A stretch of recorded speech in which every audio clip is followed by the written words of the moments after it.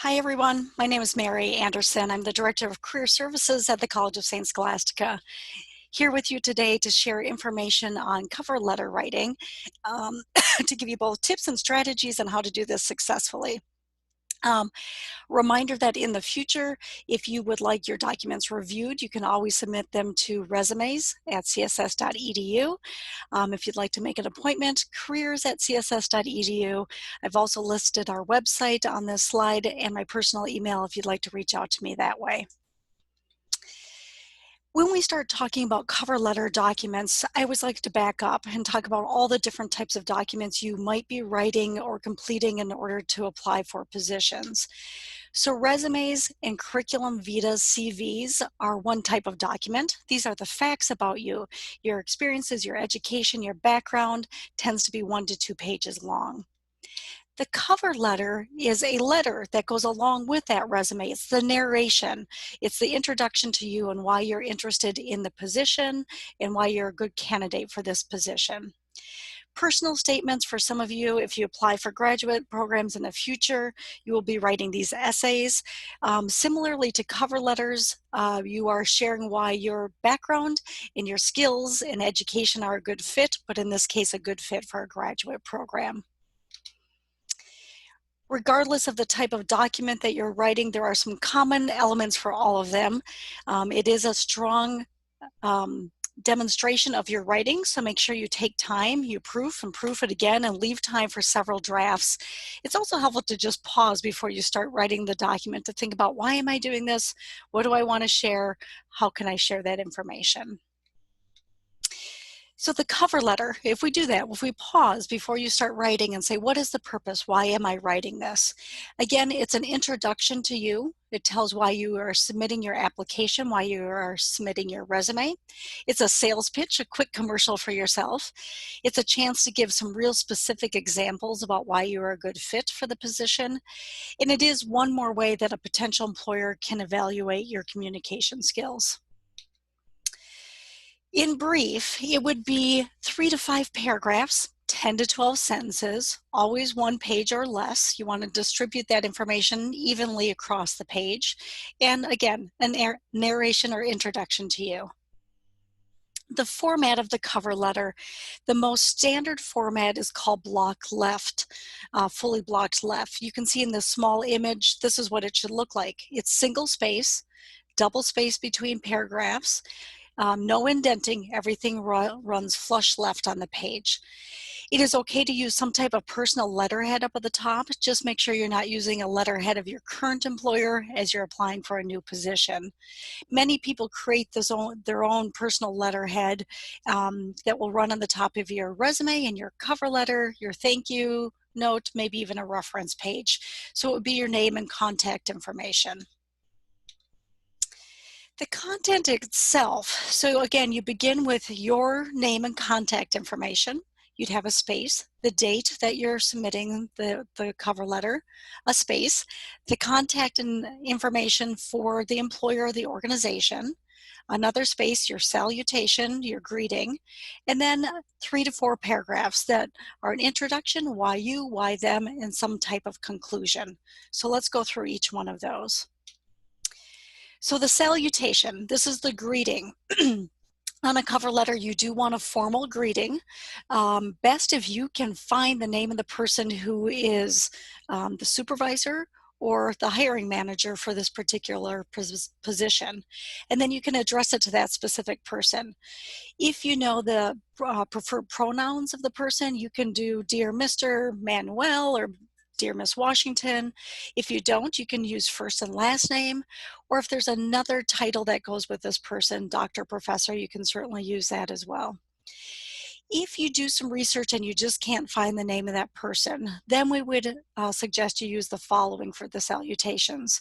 Dear hiring manager, dear human resource manager, dear name of organization, dear Minnesota Power recruiter, or maybe it's for a specific position, so it might be dear nurse recruiter.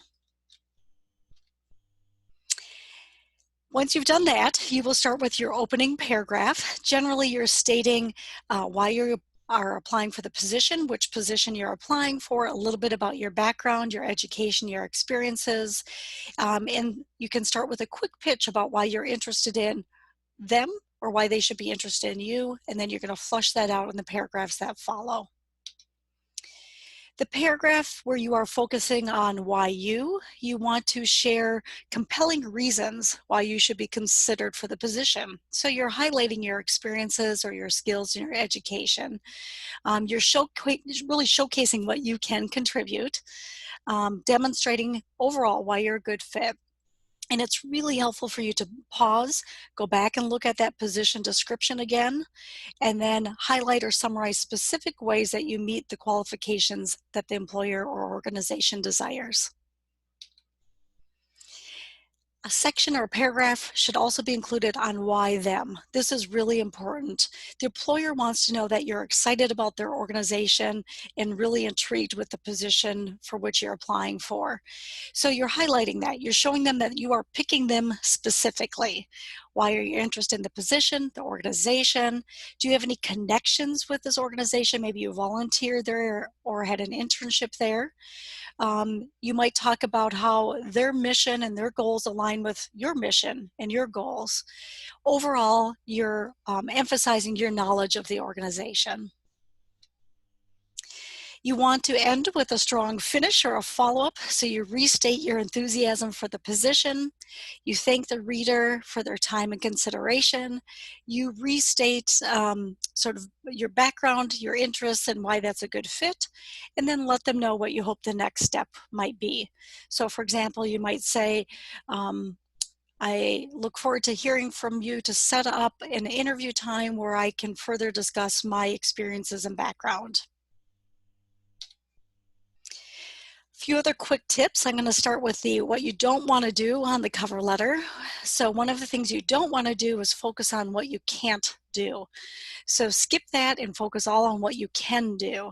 So instead of saying, you know, I'm a recent grad, I don't have very much experience, cut that out, and instead you'd focus on what you do have. I'm proud of my education. Along with my education, I was able to balance 3 part-time jobs and completed a summer internship. So focus on what you do have to contribute. It's a short period of time. You have 1 page to do this, so avoid any extra information or unrelated information. Of course, stay away from any negative talk about a previous employer or previous supervisor. You do want to feel confident in your writing, but it's a fine line that you don't want to cross over to being real boastful or a know-it-all. So you probably don't want to say, I know I am your very strongest candidate. Instead, I am a strong candidate for this position. In a cover letter, you would not get into information related to salary requirements or benefits unless they ask you specifically to identify a salary request. Avoid personal information. You don't need to share information about your marital status or your religious, political preferences. Really important that you don't just restate everything that's already in the resume. Instead, you're trying to summarize that and connect it to this position. And avoid spending too much of your time in the letter addressing how the experience would benefit you.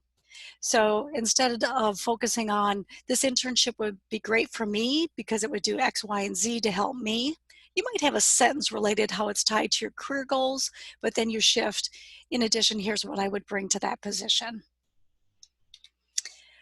Additional quick tips, these are what you should do, the things that might give you the A+ on the cover letter. You definitely need to personalize every cover letter for the position. You don't want a generic cover letter that you're using over and over again. The 3 Ps, really important: professional, positive, and polite. Always considering your unique background and how can you use that to shape a really interesting letter, a really compelling argument about why they should consider you for an interview and for the position. In the case that you might be mailing something in the future, just make sure you're using a resume quality paper and send that in an oversized envelope so you don't need to fold it.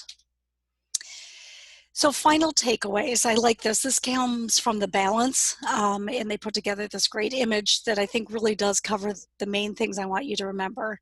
The cover letter needs to go beyond the resume. It has to be customized for every position. Do try to find that contact information for the person you should address it to. Be yourself as you're writing it, but as you do that, polite and professional all the way through, and then edit and proof carefully before you send it off. Related to that, remember that we are here to help. You don't have to do this on your own. Again, you can submit your document to resumes@css.edu, make appointments through careers@css.edu, and our website is here for additional information. We're here to help. Please don't hesitate to reach out to us. Look forward to hearing from you. Happy writing.